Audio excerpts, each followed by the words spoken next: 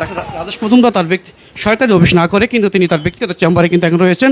Doctor Rajesh Majumdar সরকারি হসপিটালে duty না কইরা ওনার ব্যক্তিগত চেম্বারে আইসা রুগী দেখতেছে। এই জন্য সরকারি হসপিটালে গেলে ডাক্তার খুঁজে পাওয়া যায় না। আপনার মতো আমার মতো মধ্যবিত্ত ফ্যামিলির লোকজন এবং কি গরিব মানুষগুলি সরকারি হসপিটালে গিয়ে ডাক্তারকে খুঁজে না পাইয়া তার প্রাইভেট চেম্বারে যাইয়া 800 টাকা 1000 টাকা ভিজিট দিয়ে তারপর ডাক্তার দেখাইতে হয়। আর এই হারামির বাচ্চাগুলি সকালবেলা সরকারি হসপিটালে যাইয়া সুন্দর করে ফিঙ্গারটা দিয়ে এরপর শতানের মতো বাইর হইয়া তার প্রাইভেট চেম্বারে এসে রুগী দেখে। ওই দেখেন, আপনি তো প্রতিদিন ফিঙ্গার দিয়ে চলে আসেন। আরে না, আমি যাবো তো, এখনই যাবো। এই ডাক্তারগুলির কি করা উচিত জানেন? সুন্দর কইরা দইরা জুতার মালা গলার মধ্যে ফেসাইয়া পুরাটা এলাকা রাউন্ড দিয়ে ঘুরাইলে এক ডাক্তাররে দেখা বাকি সব ডাক্তার সোজা হয়ে যাইব। না না না, এখন তো কেবেন সাদেক ভাইয়ের মুখ খারাপ। আপনারা একবারে চিন্তা কইরা দেখেন, এই হারামির বাচ্চা সকালবেলা সরকারি হসপিটালে যাইয়া ফিঙ্গারটা মাইরা সেইখান থেকে চলে আসছে। ওইখানে কিন্তু তার স্যালারি দাঁড়াই গেছে। প্রাইভেট চেম্বারে আইসা যে টাকা কামাইতেছে, এইটা কি তার হালাল হইব?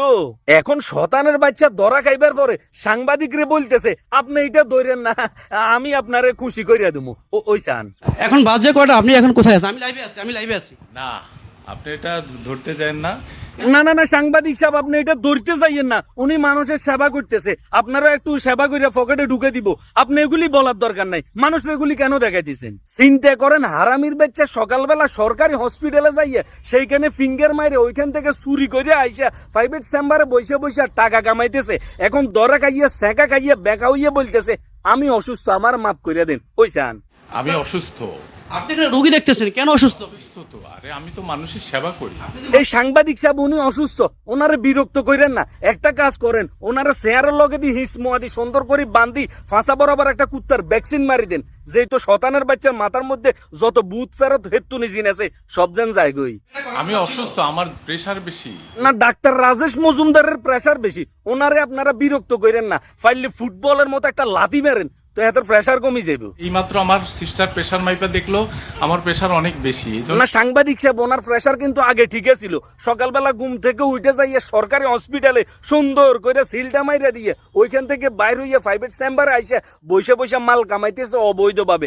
আপনাদেরকে দেখার পরে ওনার মাথা নষ্ট হয়ে গেছে, ওনার প্রেশার বাইরে গেছে। আমি এখানে আসছি, এরা আইসা পড়ছে ছোট ছোট বাচ্চা, এদেরকে না দেখে গেলে এটা অমানবিক দেখাবে।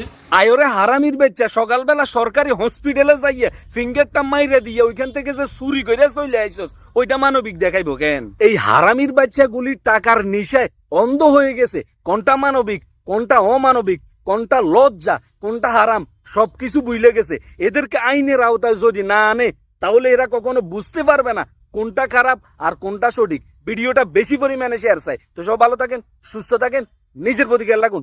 আল্লাহ হাফিজ।